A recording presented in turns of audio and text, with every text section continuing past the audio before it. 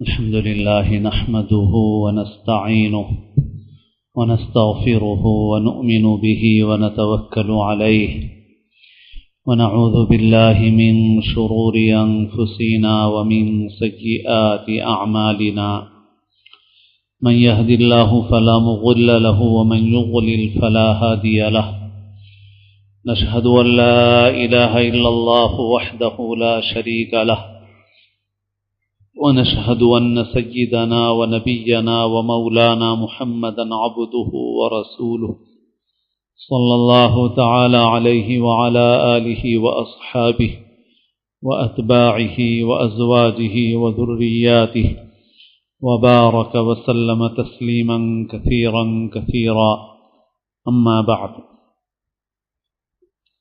قابل احترام بزرگوں، عزیز دوستوں اور ساتھیوں، گزشتہ جمعے میں کچھ باتیں عرض کی گئی تھیں مسلمان لڑکیوں کے غیر مسلموں کے ساتھ رشتہ کرنے کے پس منظر میں کہ اس کے اسباب میں سے ایک سبب مسلمانوں کے معاشرے میں شادی بیاہ کا مہنگا ہونا ہے، جبکہ اسلام نے شادی کو بہت آسان بنایا ہے اور خرچ کی پوری ذمہ داری اسلام نے مرد پر رکھی ہے، عورتوں پر بالکل کوئی ذمہ داری شریعت نے نہیں رکھی ہے۔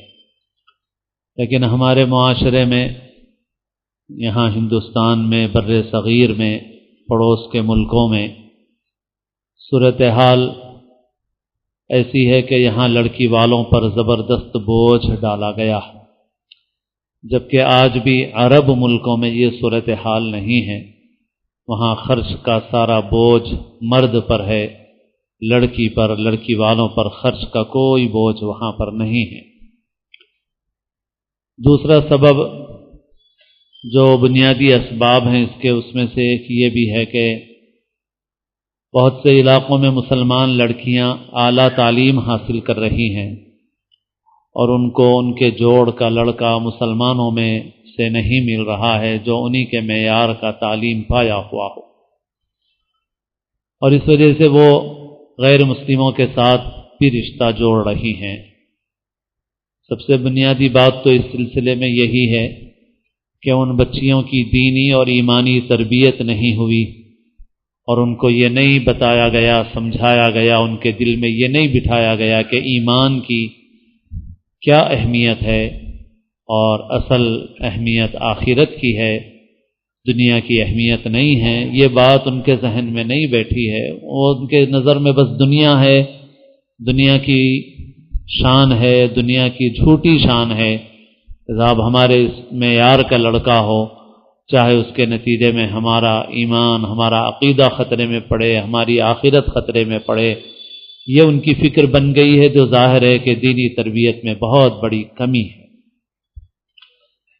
مولانا مفتی سعید صاحب پالنپوری دامت برکاتہم کا ایک کلپ ہے جو سوشل میڈیا پر بھی ہے، شاید کسی انگریز ملک میں، یورپ میں کہیں پر مفتی صاحب سے سوال کیا گیا کہ ہمارے ملک میں ہم کو دینی تعلیم کو عام کرنا ہے تو ہمیں کیا کرنا چاہیے؟ تو مفتی صاحب کا دامت برکاتہم کا جواب جو ہے بظاہر عجیب سا نظر آتا ہے فوری طور پر جب سنا جائے۔ مفتی صاحب نے فرمایا کہ اپنے بچوں کو ٹوپی پہناؤ، اپنے ملک میں دینی تعلیم عام کرنا ہے تو اپنے بچوں کو ٹوپی پہناؤ اور بچوں کو مسلمانوں کا لباس پہناؤ، کرتا پہناؤ گھٹنوں تک، نیچے چاہے پاجامہ پہنو، چاہے پتلون پہنو، مگر اوپر کرتا پہناؤ۔ اب بظاہر سوال تو تعلیم کو عام کرنے کے متعلق تھا، مگر مفتی صاحب نے جو جواب دیا وہ بالکل بے جوڑ سا معلوم ہوتا ہے، مگر آگے حضرت مفتی صاحب نے اس کی جو تشریح فرمائی ہے وہ اچھی چیز ہے، اس کو بھی عام کرنا چاہیے کہ جس چیز کی گھر کے ماحول میں جس چیز کی عظمت بچوں کے دل میں بیٹھتی ہے، بچے اس میں دلچسپی لیتے ہیں۔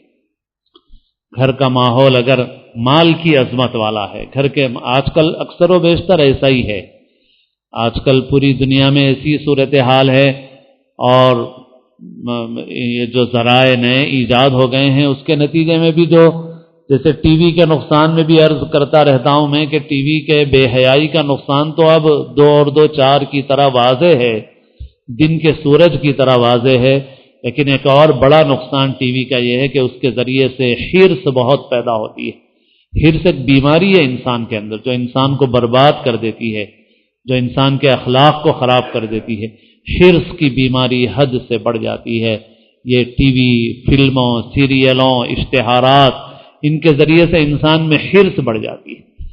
تو گھر کے اندر اگر مال کی عظمت کا ماحول ہے تو بچے مال حاصل کرنے کی فکر کریں گے، کسی اور چیز کی بڑائی دل میں آئی تو اس کی فکر کریں گے۔ دین کی عظمت اگر بچوں کے دل میں آئے گی تو بچے دین کی فکر کریں گے، دینی تعلیم کی فکر کریں گے۔ جس چیز کی عظمت ہی ان کے دل میں نہیں ہے تو اس کے حاصل کرنے کی بچے کیا فکر کریں گے؟ بعض اوقات عرض کی گئی یہ بات کہ آج سے چند سالوں پہلے تک ایسا ہوتا تھا کہ بعض مسلمان بھی وہ اپنی بچیوں کے متعلق یہ کہتے تھے کہ بھئی ہماری بچی جو ہے ذرا اس کو داڑھی والا پسند نہیں ہے۔ داڑھی والا تو یہ بہت خطرناک چیز تھی۔ یہ داڑھی نہ رکھنا یہ گناہ ہے، لیکن داڑھی سے نفرت کرنا کفر ہے۔ داڑھی نہ رکھنا گناہ ہے مگر داڑھی سے نفرت کرنا کفر ہے۔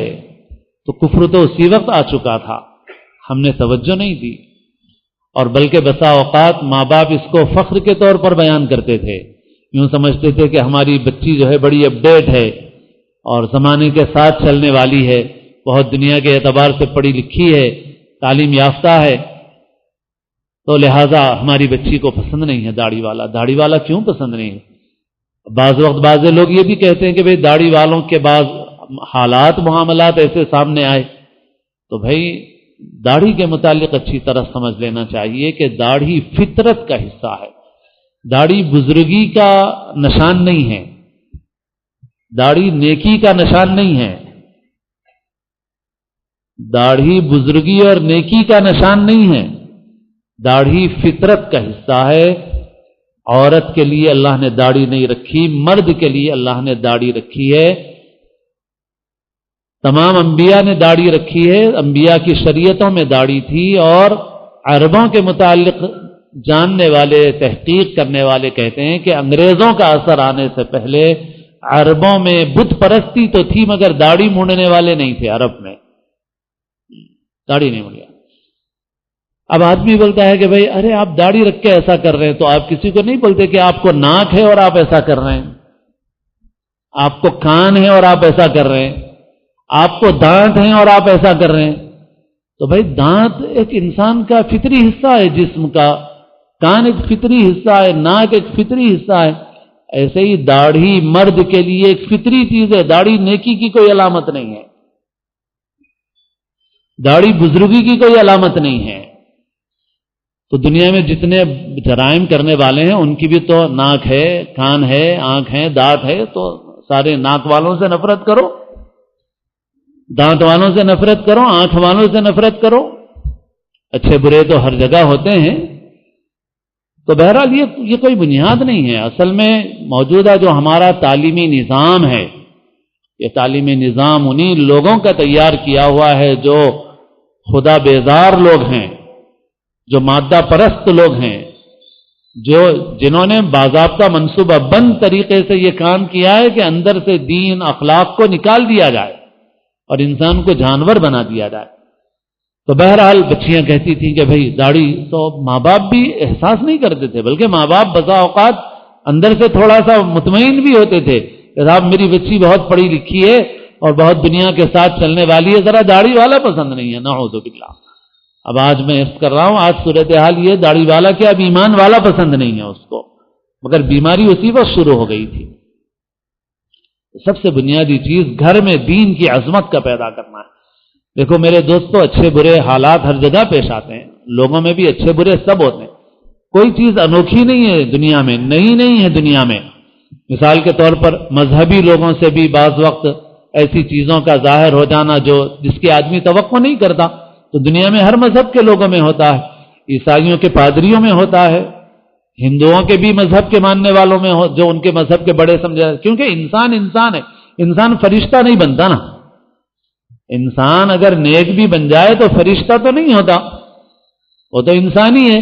چاہے وہ پنڈت بن جائے, چاہے پادری بن جائے, چاہے مولوی بن جائے, چاہے بزرگ بن جائے, انسان ہے وہ.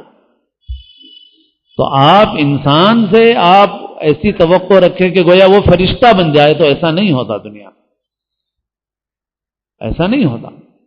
تو ان چیزوں کی وجہ سے آدمی اصل دین کو چھوڑ دے, دینداروں سے نفرت کرے, دین سے نعوذ باللہ دور ہو جائے, تو یہ تو بہت خسارے اور نقصان کی بات ہے, بے عقلی کی بھی بات ہے.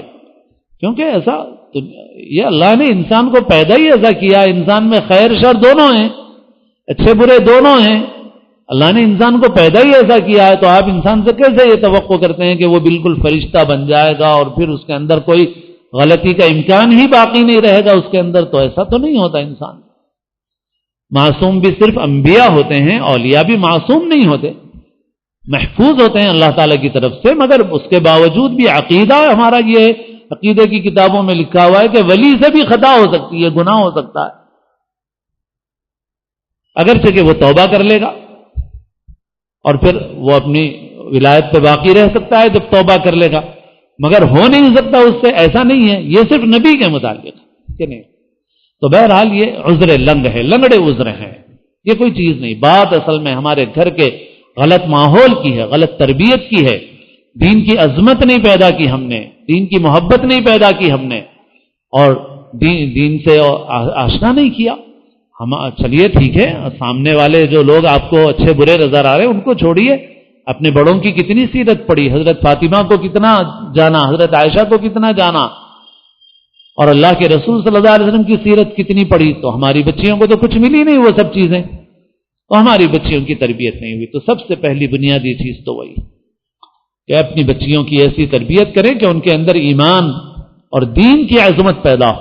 اور اگر ان کو ان کے معیار کا جوڑ نہ ملے تب بھی وہ اپنے ایمان اور عقیدے کی اہمیت کو سمجھتے ہوئے کم درجے کے پڑھے لکھے کو بھی ترجیح دے لیں, مگر کسی ایسے شخص کو جو ایمان نہ رکھتا ہو اللہ اور آخرت پر, اس کو ترجیح نہ دیں. ایسی تربیت ان کی ہونی. اور ہمیں بچیوں کو کیا پڑھانا ہے اس پر بھی غور کرنے کی ضرورت ہے. اس سے پہلے بھی ایک گفتگو ایک جمعہ میں عرض کر چکا ہوں کہ بہت سے لوگ اپنی بچیوں کو ڈگریاں اس لیے دلا رہے ہیں تاکہ ان کے رشتے ہو جائیں آسانی سے. تو اس میں رشتہ کرنے والے لڑکوں کو بھی سمجھ سے کام لینا چاہیے کہ صرف اس وجہ سے کہ آپ کی ڈیمانڈ ڈگریوں کی ہے, آپ کی ہونے والی بیوی کو ان کے ماں باپ ایسے کالجوں کے حوالے کر رہے ہیں جہاں ان کی عزت و آبرو خطرے میں ہے, اس وجہ سے کہ آپ کی نظر میں بھی وقت ڈگری کی ہے. بچی انجینئر ہے, بہت اچھا ہے صاحب, بہت اچھا.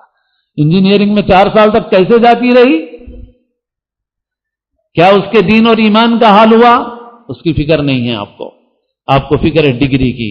تو ان لڑکوں کو بھی سمجھ سے کام لینا چاہیے, لڑکے والوں کو بھی سمجھ سے کام لینا چاہیے جن کی نظر بس ڈگری پر ہے.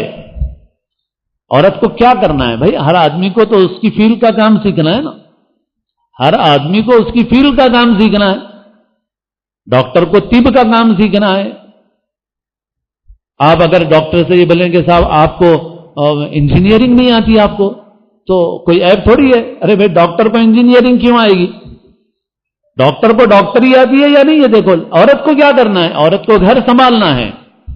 تو عورت کے اندر تو وہ خوبیاں دیکھو جس سے وہ گھر سنبھالے, گھر کو بنائے سنوارے. اس کے لیے سب سے پہلی اہمیت دینی تعلیم کی ہے, اس کے گھرانے کی ہے, اس کے ماحول کی ہے. اس کے اندر گھریلو مزاج ہونا ضروری ہے, کیونکہ آج مسلمانوں کے ہی نہیں پوری دنیا کا مسئلہ بنا ہوا ہے کہ عورتوں میں گھریلو مزاج نہیں رہا, جس کی وجہ سے عورتیں اپنے بچوں کی پرورش کے لیے وقت نہیں دے رہی ہیں. بچہ جو ہے وہ ڈے کیئر سینٹر کے حوالے ہے, پھر اس سے فارغ ہوتے ہی صاحب نرسری, LKG, UKG اس کے حوالے ہے. صحیح دیکھا جائے تو 6 سال تک کی عمر ایسی ہے کہ بچے کو ماں کے پاس ہی رہنا چاہیے.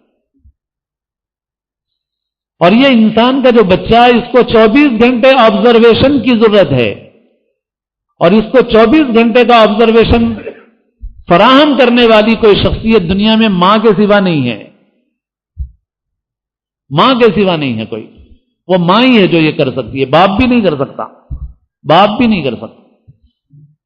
وہ ماں بیکار نہیں ہے گھر میں، لیکن ہم ذہن اور ماحول یہ بن گیا کہ ماں گھر میں گویا بیکار ہے. باہر پیٹرول پمپ پہ پیٹرول ڈالے تو کام پہ ہے، کنڈکٹر بن کے ٹکٹ دے تو کام پہ ہے، ریسیپشن کاؤنٹر پہ بیٹھ کے سینکڑوں انسانوں نامحرموں کے سامنے مسکراتی رہے تو وہ کام پہ ہے، اور گھر میں اپنے بچوں میں رہے تو کام پہ نہیں ہے.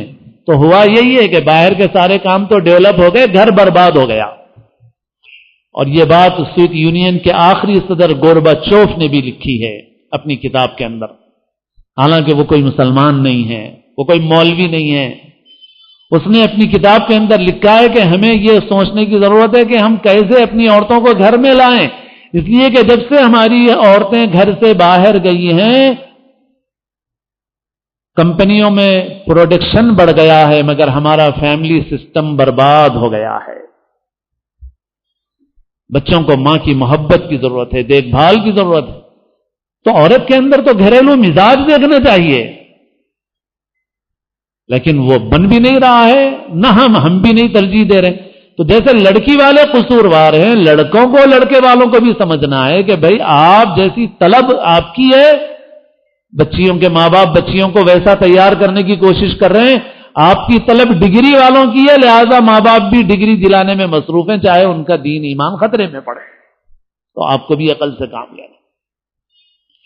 اور جو لڑکیوں کے سرپرست ہیں ان کو بھی اور پورے سماج کو اس پر غور کرنے کی ضرورت ہے. اور یہ بات میں نے اس پس منظر میں بھی کہی تھی کہ آج ہم لوگوں کے جو تعلیمی ادارے ہیں، اسکولز ہیں ہمارے، ان تعلیمی اداروں میں اچھے ٹیچرز نہیں مل رہے ہیں ہم کو،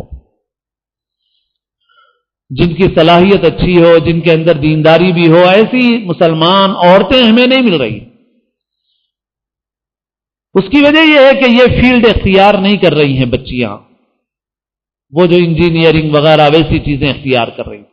بعض شعبے تو ایسے ہیں جو پھر بھی مفید ہو جاتے ہیں، جیسے ڈاکٹری کا شعبہ کہ اس کا ایک فائدہ ہوتا ہے.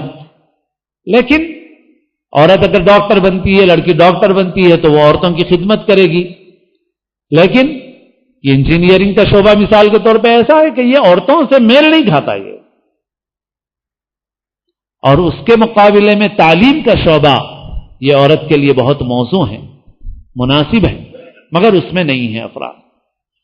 ہم لوگوں کو یہ سوچنا ہے کہ ہم اپنی بچیوں کو لگائیں بھی اگر تعلیم میں پوری احتیاط کے ساتھ، احتیاطی تدبیروں کے ساتھ تعلیم میں لگائیں تو اس میدان میں لگائیں جس سے وہ زندگی میں اپنی ڈیوٹی کو اچھے طریقے سے انجام دے سکیں. تو لہذا تعلیم کی فیلڈ میں آگے بڑھانا چاہیے. اور تعلیم کے میدان میں اگر مادی اعتبار سے آمدنی کو پیش نظر رکھا جائے تو تعلیم میں بھی جو اچھی صلاحیت پیدا کریں ان کے لیے آمدنی کے مواقع بھی ہیں اگر صلاحیتیں اچھی ہیں. لیکن اصل مقصد تو خیر آمدنی نہیں ہے، اصل مقصد تو یہ ہے کہ زندگی کا جو مقصد ہے وہ پورا ہو اور ہم اپنی ڈیوٹی کو پورا کریں. تو عورت کی ڈیوٹی اپنے بچوں کو بنانے کی ہے، انسانیت کو بنانے کی ہے، انسان بنانے کی ہے. لہذا عورت کو وہ تعلیم دلائی جائے جو انسان سازی کے کام میں اس کے کام آئے اور اس کی مدد کرے. لہذا بچیوں کی تعلیم کیا دلائی جائے بچیوں کو، اس پر ماں باپ کو اور پورے معاشرے کو غور کرنا چاہیے کہ وہ تعلیم کے جس کے نتیجے میں وہ اپنی ذمہ داریوں کو انجام نہ دے سکیں اور ان کا دین ایمان اخلاق خطرے میں پڑے، وہ مناسب نہیں ہے. لہذا ہماری ترجیحات کیا ہونی چاہیے اس پر ہمیں غور کرنے کی اور سمجھداری سے کام لینے کی ضرورت ہے. یہ چند باتیں ہیں جو اس وقت عرض کر دی گئی ہیں، باقی اور بھی باتیں اس سلسلے کی ہیں، انشاءاللہ العزیز آئندہ اس کو عرض کرنے کی کوشش کروں گا. اللہ تعالی ہم سب کو ان حالات کا صحیح ادراک اور احساس اور ان حالات میں کیا کرنا چاہیے اس کے جو تقاضے ہیں ان پر اللہ تعالی عمل کرنے کی توفیق نصیب فرمائے. کیونکہ ہم لوگ تقریریں اور بیان تو ہو رہے ہیں لیکن بہت سے کرنے کے کام ہیں جو مسلمانوں کے سب طبقوں کو مل جل کر کرنا ہے. جیسے اگلے معاملہ جو ہے مخلوط تعلیم کا آ رہا، ہمارا اہم کام یہ ہے کہ ہم اپنے ادارے قائم کریں، اپنا مال لگائیں، اپنی صلاحیتوں کو لگائیں، لیکن اس سلسلے میں ہم لوگوں کو جتنا کرنا چاہیے اتنا نہیں کر رہے. جو ہو رہا ہے وہ ہماری ضروریات کے اعتبار سے بہت کم ہے. لہذا ان حالات میں ہمیں کیا کرنا ہے، اللہ تعالی ہمیں اس کا احساس اور ان تقاضوں پر عمل کرنے کی اللہ تعالی ہمیں توفیق نصیب فرمائے اور پوری امت مسلمہ کی اللہ تعالیٰ حفاظت فرمائے اور پوری انسانیت کی اللہ تعالیٰ حفاظت فرمائے. پوری انسانیت خطرے میں ہے اور اس کو بے حیائی کے راستے پر ڈال دیا گیا ہے. اللہ تعالیٰ پوری انسانیت کی حفاظت فرمائے. ہم سب کو اسلام کی زندگی اور اپنے اپنے وقت پر حسن خاتمہ نصیب فرمائے.